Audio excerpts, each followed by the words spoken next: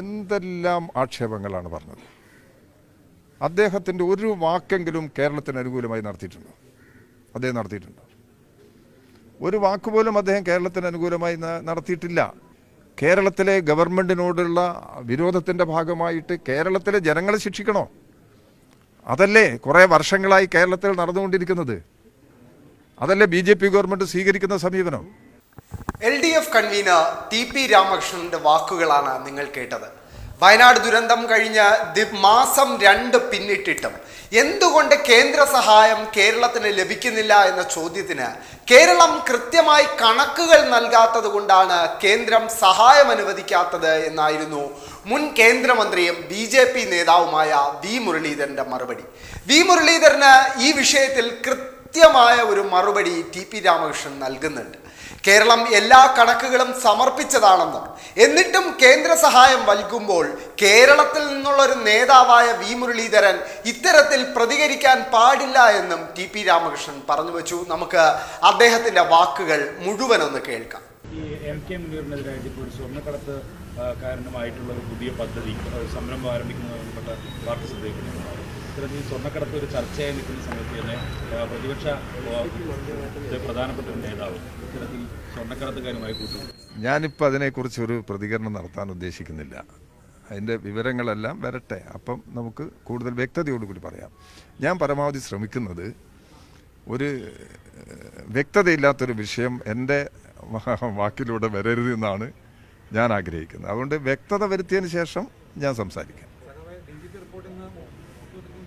പിന്നെയും വരിക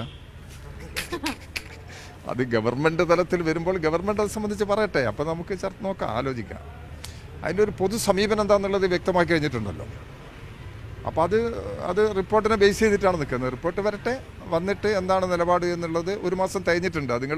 അതായിരിക്കും നിങ്ങൾ പറഞ്ഞത്. 1 മാസം തികഞ്ഞു. സ്വാഭാവികമായിട്ടും അത് വേഗത്തിൽ വരുമെന്ന് തന്നെയാണ് നമ്മൾ പ്രതീക്ഷിക്കുന്നത്. ഈ വയനാട് ദുരിതാശ്വാസവുമായി ബന്ധപ്പെട്ട് ഇന്നലെ V മുരളീധരൻ പറഞ്ഞത് ഈ സർക്കാർ കൊടുത്ത കണക്കുകളെല്ലാം തെറ്റാണ്, കൃത്യമായ കണക്കുകൾ കൊടുക്കാത്തതാണ്, അത് ആവർത്തിച്ചുകൊണ്ടിരിക്കുകയാണ്. ഇവര് പണം കിട്ടിയിട്ടുണ്ട്. V മുരളീധരൻ കേന്ദ്രമന്ത്രിയായിരിക്കുന്ന സന്ദർഭത്തിലും അതിനുശേഷവും എന്തെല്ലാം ആക്ഷേപങ്ങളാണ് പറഞ്ഞത്. അദ്ദേഹത്തിൻ്റെ ഒരു വാക്കെങ്കിലും കേരളത്തിന് അനുകൂലമായി നടത്തിയിട്ടുണ്ടോ? അദ്ദേഹം നടത്തിയിട്ടുണ്ടോ? ഒരു വാക്കുപോലും അദ്ദേഹം കേരളത്തിന് അനുകൂലമായി നടത്തിയിട്ടില്ല.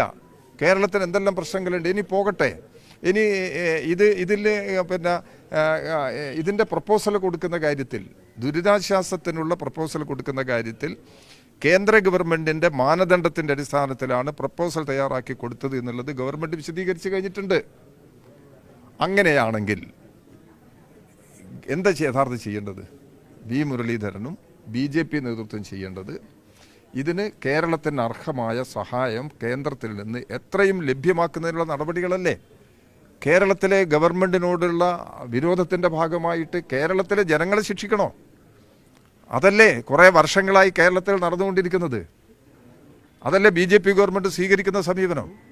അപ്പോൾ അതിനെതിരെ നമ്മൾ ശക്തമായ നിലപാട് തന്നെയാണ് ഇടതുപക്ഷ ജനാധിപത്യ മുന്നണി കാര്യം സ്വീകരിച്ചിട്ടുള്ളത്. BJPൻ്റെ നിലപാടിനോട് ഒരു തരത്തിലും കേരളത്തിലെ ഇടതുപക്ഷ ജനാധിപത്യ മുന്നണിക്ക് ഈ കാര്യത്തിൽ സ്വീകരിക്കുന്ന കഴിയില്ല. കേരളത്തിനെതിരായി സാമ്പത്തിക ഉപരോധം ഏർപ്പെടുത്തി തകർക്കാനുള്ള ശ്രമമാണ് നടത്തിക്കൊണ്ടിരിക്കുന്നത്. അതിൻ്റെ ഭാഗമായി വയനാട്ടിലുള്ള ജനങ്ങളെ ഇങ്ങനെ ശിക്ഷിക്കണോ? അത് പാടില്ല എന്ന നിലപാടാണ് ഞങ്ങൾ ഈ കാര്യത്തിൽ സ്വീകരിക്കുന്ന സമീപനം. നമുക്ക് ഇപ്പോൾ അവസാനിപ്പിക്കാം.